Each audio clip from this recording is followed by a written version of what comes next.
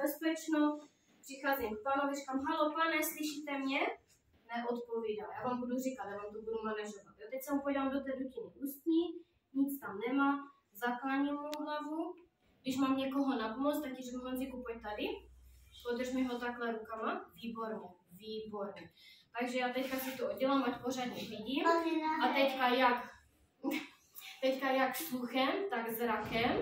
Podívám se, jo, a i cítím. Nic se mu nezvedá. Normálně, když si dáte takhle, vlastně to tak cítíte nádech, výdech, jo. Takže já zjistím, že nedýchám. Takže řeknu, prosím tě, Haničko, zavolej sanitku, jo? Tak Hanička volá, Haničko, volej. Takhle volej.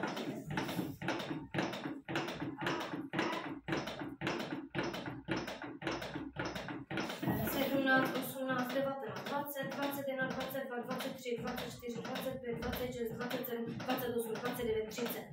Teďka někdo dýchne, vždycky si rozdělíme ty. Jak jste viděli, jak jsem to dělala. Takže první, co je základ. Rozdělám si takhle ty, jo.